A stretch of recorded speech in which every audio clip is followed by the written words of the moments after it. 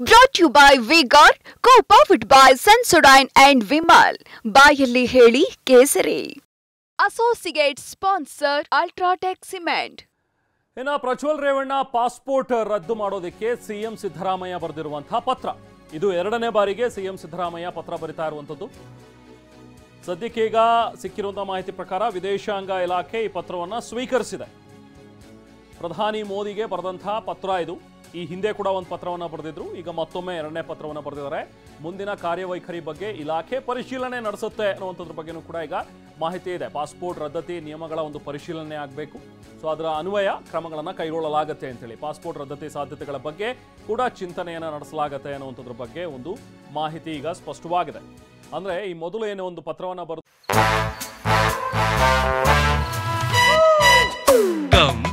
Come, my love, please don't say no, baby. Come, my love. V-Guard ನ air coolers extra large cooling pad ನೊಂದಿಗೆ ಇದು ಎಂತೆಂಥವರನ್ನು cool ಆಗಿಸುತ್ತೆ. V-Guard air coolers, long lasting cooling. ಅದಕ್ಕೆ ಸರಿಯಾದಂತಹ ಒಂದು ಸ್ಪಂದನೆ ಸಿಗಲಿಲ್ಲ ಅನ್ನುವಂಥದ್ರ ಬಗ್ಗೆ ಒಂದಷ್ಟು ಮಾತುಗಳಿದ್ವು. ಅದರಂತೆ ಈಗ ಸಿಎಂ ಸಿದ್ದರಾಮಯ್ಯ ಮತ್ತೊಂದು ಪತ್ರವನ್ನು ಬರೆದಿದ್ದಾರೆ. ಇದರಲ್ಲಿ ಪ್ರಮುಖವಾಗಿ ಹೇಳ್ತಾ ಇರುವಂಥದ್ದು, ಈಗ ಸಂಸದರಾಗಿರೋದ್ರಿಂದಾಗಿ ಪ್ರಜ್ವಲ್ ರೇವಣ್ಣ ಅವರಿಗೆ ರಾಜತಾಂತ್ರಿಕವಾದಂಥ ಒಂದು ಪಾಸ್ಪೋರ್ಟ್ ಇರುತ್ತೆ.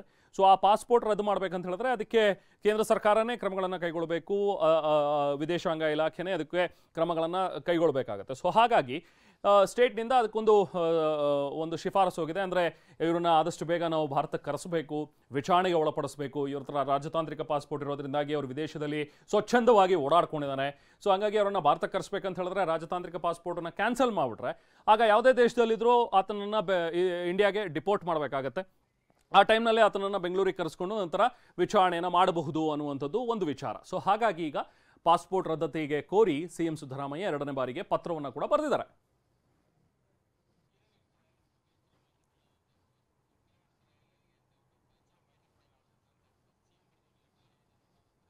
ಓಕೆ, ಈ ಬಗ್ಗೆ ನಮ್ಮ ಜೊತೆಗೆ ಜಾಯ್ನ್ ಆಗಿರುವಂತಹ ನಾವು ಪ್ರತಿನಿಧಿ ಕಿರಣ್ ಮತ್ತಷ್ಟು ಡೀಟೇಲ್ಸ್ ಅನ್ನು ಕೊಡ್ತಾರೆ. ಕಿರಣ್, ನಿಮ್ಮ ಜೊತೆಗೆ ನಾನು ಮಾತಾಡ್ತೀನಿ. ಅದಕ್ಕಿಂತ ಮುಂಚೆ ಈಗ ಸಿಎಂ ಸಿದ್ದರಾಮಯ್ಯ ಅವರು ಬರೆದಿರುವಂತಹ ಈ ಒಂದು ಪತ್ರದಲ್ಲಿ ಏನಿದೆ ಎಕ್ಸಾಕ್ಟ್ ಆಗಿ ಅಂತ ಹೇಳಿ ನೋಡೋಣ. ಮಾನ್ಯ ಪ್ರಧಾನಮಂತ್ರಿ ನರೇಂದ್ರ ಮೋದಿ ಅವರೇ, ಹಾಸನ ಸಂಸದ ಪ್ರಜ್ವಲ್ ರೇವಣ್ಣ ಸರಣಿ ಕುಕೃತ್ಯಗಳ ಬಗ್ಗೆ ನಾನು ನಿಮಗೆ ಮತ್ತೆ ಪತ್ರ ಬರೆಯುತ್ತಿದ್ದೇನೆ. ರಾಜ್ಯ ಮಾತ್ರವಲ್ಲ, ರಾಷ್ಟ್ರ ಮಟ್ಟದಲ್ಲೂ ಜನರನ್ನ ಬೆಚ್ಚಿ ಬೀಳಿಸಿದ ಪ್ರಕರಣ ಇದು.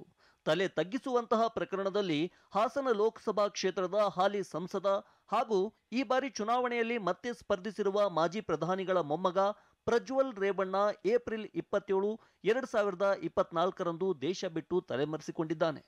ಮೊದಲ ಎಫ್ಐಆರ್ ದಾಖಲಾಗುವ ಕೆಲವೇ ಗಂಟೆಗಳಲ್ಲಿ ತನ್ನ ರಾಜತಾಂತ್ರಿಕ ಪಾಸ್ಪೋರ್ಟ್ ಸಂಖ್ಯೆ D11355000 ಬಳಸಿಕೊಂಡು ಜರ್ಮನಿಗೆ ಪರಾರಿಯಾಗಿದ್ದಾನೆ. ಕ್ರಿಮಿನಲ್ ಪ್ರಕರಣದ ವಿಚಾರಣೆಯಿಂದ ತಪ್ಪಿಸಿಕೊಳ್ಳಲು ರಾಜತಾಂತ್ರಿಕ ಪಾಸ್ಪೋರ್ಟ್ ಸೌಲಭ್ಯವನ್ನ ದುರ್ಬಳಕೆ ಮಾಡಿಕೊಂಡಿದ್ದಾನೆ. ಸಂತ್ರಸ್ತರಿಗೆ ನ್ಯಾಯ ಒದಗಿಸಲು ಕರ್ನಾಟಕ ಸರ್ಕಾರ ವಿಶೇಷ ತನಿಖಾ ತಂಡವನ್ನ ನೇಮಕ ಮಾಡಿದೆ. Lookout notice, blue corner notice ಜಾರಿ ಮಾಡಿದ್ರೂ ಪ್ರಜ್ವಲ್ ರೇವಣ್ಣ ತಲೆಮರೆಸಿಕೊಂಡಿದ್ದಾನೆ. ಪ್ರಜ್ವಲ್ ರೇವಣ್ಣ ವಿರುದ್ಧ ಅತ್ಯಾಚಾರ, ಲೈಂಗಿಕ ದೌರ್ಜನ್ಯ, ಮಹಿಳೆಯ ಖಾಸಗಿತನಕ್ಕೆ ಧಕ್ಕೆ, ಮಹಿಳೆಗೆ ಬೆದರಿಕೆ ಒಡ್ಡುವ ನಿಟ್ಟಿನಲ್ಲಿ ಲೈಂಗಿಕ ಕ್ರಿಯೆಯ ವಿಡಿಯೋ ಚಿತ್ರೀಕರಣದಂತಹ ಗಂಭೀರ ಆರೋಪಗಳಿವೆ. ಇಂತಹ ಉದ್ದೇಶಪೂರ್ವಕ ಕೃತ್ಯಗಳ ವಿರುದ್ಧ ಕಠಿಣ ಕ್ರಮ ಕೈಗೊಳ್ಳಲು ಕೇಂದ್ರ ಸರ್ಕಾರ ಅಥವಾ ಸಂಸ್ಥೆಗಳಿಗೆ ಅಧಿಕಾರವಿದೆ. ಹೀಗಾಗಿ 1967ರ ಪಾಸ್ಪೋರ್ಟ್ ಕಾಯ್ದೆ ಪ್ರಕಾರ ಪ್ರಜ್ವಲ್ ರೇವಣ್ಣನ ರಾಜತಾಂತ್ರಿಕ ಪಾಸ್ಪೋರ್ಟ್ ರದ್ದುಪಡಿಸಿ ದೇಶಕ್ಕೆ ಮರಳುವಂತೆ ಮಾಡಿ ಎಂದು ಮನವಿ ಮಾಡುತ್ತಿದ್ದೇನೆ.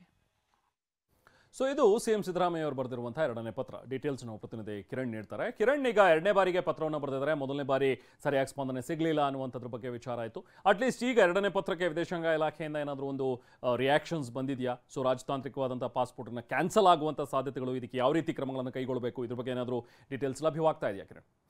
ರೇಮಾನ್, ಇಲ್ಲಿ ಎರಡು ಅಂಶ. ಒಂದು, ಮುಖ್ಯಮಂತ್ರಿಗಳು ಪ್ರಧಾನಿ ಮಂತ್ರಿಗಳಿಗೆ ಲೆಟ್ರ್ ಬರೆಯೋದು ಒಂದು ಕಡೆ ಆಯಿತು ಅಂದರೆ, ಅದಕ್ಕಿಂತ ಇಂಪಾರ್ಟೆಂಟು SIT ಅಧಿಕಾರಿಗಳು ಅಥವಾ ರಾಜ್ಯ ಸರ್ಕಾರ ಸಂಬಂಧಪಟ್ಟಂಥ ಇಲಾಖೆಗೆ ಒಂದು ಪತ್ರವನ್ನು ಕೊಡುವಂಥದ್ದು, ಅದು ಮುಖ್ಯವಾಗುತ್ತೆ. ಅಂದರೆ ಈಗ ಮಿನಿಸ್ಟರ್ ಆಫ್ ಎಕ್ಸ್ಟರ್ನಲ್ ಅಫೇರ್ಸ್ ಅಂತ ಏನಿದೆ, ವಿದೇಶಾಂಗ ಸಚಿವಾಲಯಕ್ಕೆ ಅಲ್ಲಿಗೆ ಲೆಟ್ರ್ ಬರೀಬೇಕಾಗುತ್ತೆ. ಯಾಕೆಂದರೆ ಪಾಸ್ಪೋರ್ಟು ಕೊಡೋದು, ಅದನ್ನ ಕ್ಯಾನ್ಸಲ್ ಮಾಡೋದು ಇರ್ಬೋದು, ಕೊಡೋದು ಎಲ್ಲವೂ ಕೂಡ ಆ ಒಂದು ಕನ್ಸರ್ನ್ಡ್ ವಿದೇಶಾಂಗ ಸಚಿವಾಲಯಕ್ಕೆ ಇರೋದ್ರಿಂದ ಅದಕ್ಕೆ ಸಂಬಂಧಪಟ್ಟಂತೆ ಈಗಾಗಲೇ ನಮಗಿರುವಂಥ ಮಾಹಿತಿ ಪ್ರಕಾರ SIT ರಾಜ್ಯ ಸರ್ಕಾರ ಅದಕ್ಕೂ ಕೂಡ ಲೆಟ್ರ್ ಕೂಡ ಬರೆದಿದೆ ಅಂತ ಹೇಳಿರುತ್ತೆ.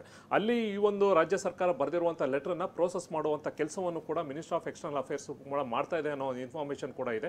ಆದರೆ ಈ ಒಂದು ಡಿಪ್ಲೊಮ್ಯಾಟಿಕ್ ಪಾಸ್ಪೋರ್ಟ್ ಏನು ಹೊಂದಿದ್ದ ಪ್ರಜ್ವಲ್ ರೇವಣ್ಣ ಅದಲ್ಲೂ ಕೂಡ ಅದನ್ನು ಕ್ಯಾನ್ಸಲ್ ಮಾಡೋಕ್ಕೆ ಕೆಲವೊಂದಷ್ಟು ಗೈಡ್ಲೈನ್ಸ್ಗಳಿರುತ್ತೆ, ಕೆಲವೊಂದು ನಿಯಮಗಳನ್ನ ಅವರೇ ಒಂದು ಹಾಕೊಂಡಿರ್ತಾರೆ. ಅದಕ್ಕೆ ಯಾವ ಅಡಿಯಲ್ಲಿ ಯಾವ ಸಂಬಂಧಪಟ್ಟಂತೆ ಕ್ಯಾನ್ಸಲ್ ಮಾಡೋಕ್ಕಾಗುತ್ತೋ ಅಥವಾ ಅದಕ್ಕೆ ಇನ್ನೂ ಎಷ್ಟಿನ ಒಂದು ಇನ್ಫಾರ್ಮೇಷನ್ ಬೇಕು ಅಂದರೆ ಮತ್ತೆ ರಾಜ್ಯ ಸರ್ಕಾರಕ್ಕೆ ಪತ್ರ ಬರೀತಾರೋ, ಕೆಲವೊಂದಷ್ಟು ಈ ಕೇಸ್ ಬಗ್ಗೆ ಡೀಟೇಲ್ಸ್ ಬೇಕಾಗುತ್ತಾ ಅಥವಾ ಕೋರ್ಟಿಂದ ಏನಾರ ಆದೇಶ ಆಗಿದೆ ಅದ್ರದ್ದು ಏನಾರ ಒಂದು ಕಾಪಿ ಬೇಕಾಗುತ್ತಾ, ಇವೆಲ್ಲವೂ ಕೂಡ ಕೆಲವು ನಿಯಮ ಇದೆ. ಏಕಾಏಕಿ ಕಳಿಸಿದ ತಕ್ಷಣ ಕ್ಯಾನ್ಸಲ್ ಮಾಡೋಕ್ಕೋಗಲ್ಲ. ಅದರಲ್ಲೇ ಒಂದು ಗೈಡ್ಲೈನ್ಸ್ ಆ ಫಾರ್ಮೆಟ್ ಅಲ್ಲಿ ಅವರು ಮಾಡಬೇಕಾಗುತ್ತೆ.